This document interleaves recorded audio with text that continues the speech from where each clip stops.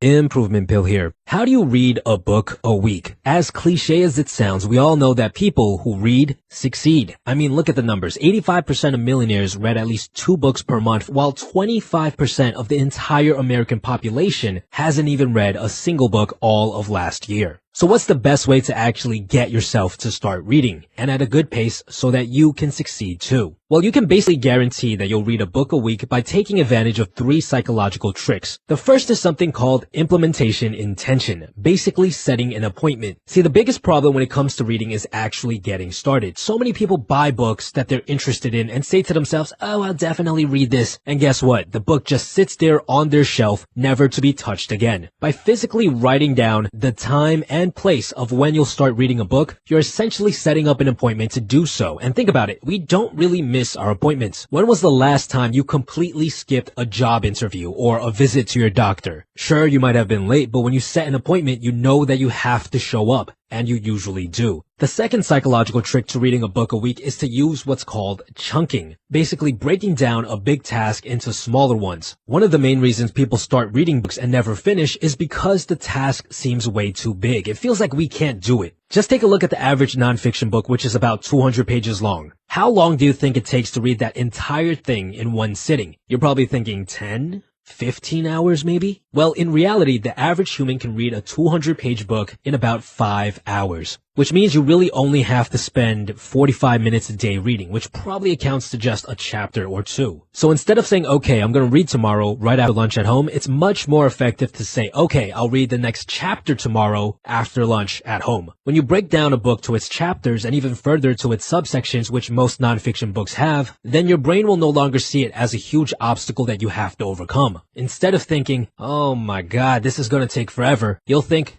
that's easy, I can definitely do that. And finally, the last psychological trick to reading a book a week is to use what's called temptation bundling. Basically, taking a task that you don't enjoy that much and attaching it to something that you really, really enjoy. For example, you can tell yourself that after every chapter or subsection of a chapter you read, you're going to reward yourself with the next episode or the next segment of that TV show you love watching. By doing this just a couple of times, it will actually start to feel good to read because your brain will start to associate it with something very pleasurable. It's going to think, wow, every time I read a chapter or subsection, I feel great after. And what you might find is that you'll actually start to read more chapters than you need. By combining all of these 3 tricks, you'll end up with something like this. Okay, tomorrow after lunch at home, I'll read the next chapter of my book, and for every chapter I read, I get to watch the next segment of the new episode of Game of Thrones. Try this out, and I guarantee that you'll find yourself reading a lot more. This episode was brought to you with the help of the guys at Audible. Studies have actually found that listening to audiobooks is just as good as reading physical books, which is why I actually recommend using Audible. Audible allows you to listen to your books whenever and wherever you want, which makes it even easier to read a book a week. Go to www.audible.com/improvementpill or text the word improvement pill to 500 to get a 30-day free trial right now. This will give you 1 free audiobook plus 2 free Audible originals every single month. That's 3 books for the price of 1. One of the books I recommend you guys to listen to is High Performance Habits by Brendon Burchard, which talks about 6 very powerful habits that will change your life. Trust me, it's a very interesting read. Besides that, guys, stay tuned.